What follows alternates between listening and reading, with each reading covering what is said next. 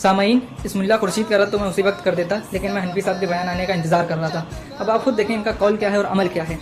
ये तकरीरों में चिल्लाते रहे, मुल्ला गलत, ताज़िया सही, हराम साबित करने वाले को 1 करोड़ का इनाम, मुतलक जुमले बोलते रहे, ना मुरव्वजा ना कुछ। अब देखिए जब इनकी गर्दन पर कदम पड़ा, हनफी साहब ने चैलेंज किया मुरव्वजा ताज़ियादारी को लेकर, बाकायदा लेटर में लिखा भी। अब इन्होंने क्या करा, मौके बदल दिया कि असल नक्शा इमाम हुसैन को हराम साबित करो। हालांकि इस पर उन्होंने चैलेंज ही नहीं दिया था और ना ही किसी रज़वी आलिम का, बल्कि किसी का ये मौक़िफ़ नहीं है कि असल जो नक्शा इमाम हुसैन है वो भी हराम है। जिस तरीके से सरकार आला हज़रत ने फरमाया कि असल जो नक्शा है बतौर ज़ियारत घर पे रख लिया जाए, इसकी इजाज़त है, ये मेरे सरकार ताजुल शरिया ने भी हराम नहीं कहा, ना ही कलीम हनफी साहब ने, बल्कि इस इबारत को भी कलीम हनफी साहब ने मुबरा में पढ़ी। लेकिन इन्होंने क्या मकरो रिया करा अब यहाँ पे कि मौजू अपना बदल दिया और क्या कह रहे हैं कि असल इमाम हुसैन के नक्शे को साबित करो हराम, जिस पे चैलेंज ही नहीं दिया गया किस पे, मुरव्वजा ताज़ियादारी पे, जिसको कौन, ये सनाबिल शमाइल और पूरा टोला फरोग दे रहा है। अब जब ये फंसे तो क्या कह रहे हैं, असल नक्शे को साबित करो हराम।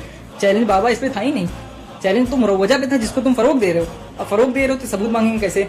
तो मौलवी खुर्शीद ने क्या कहा कि मुरव्वजा ताज़िया करने वाला काफिर नहीं है, गुमराह नहीं है, नादान है ज़्यादा से ज़्यादा।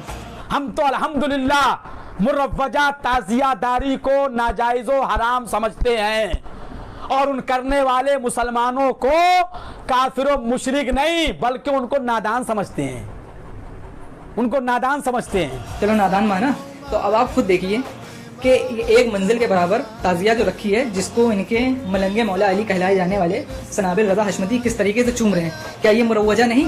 इनका अमल देखिए क्या है और इनका कौल क्या है। अमल से ये मुरव्वजा को देखिए फरोग दे रहे हैं ताज़ियादारी को, और कौल क्या कहे इनका बता रहा है, कह रहे हैं कि असल इमाम हुसैन के रोज़े को हराम साबित करो। मुल्ला जी तुम जिसको चूम रहे हो इसको हराम साबित करने की बात हुई थी, तुम इससे क्यों भाग रहे हो?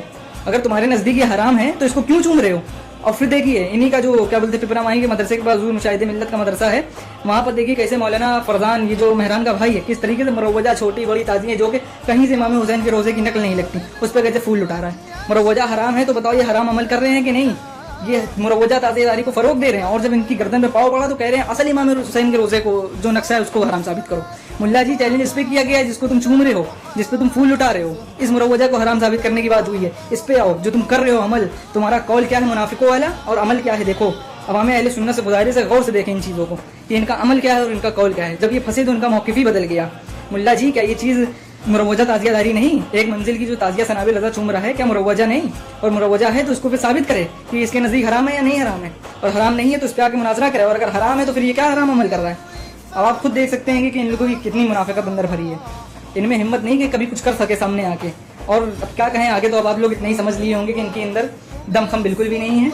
वक्त पड़ा तो इन्होंने पूरा मौजू ही बदल दिया और इनकी जहालत तो दिख गई। और फ़कीर कादरी ने इस खुर्शीदा बानो को कॉल भी लगाया और इंशाल्लाह वो ऑडियो हुई तो डाल दूंगा मैं। बस 1 सेकंड ही लगा, मैंने हेलो करा, इसकी आवाज़ आई, उसने आवाज़ सुन के फ़ोन काट दिया।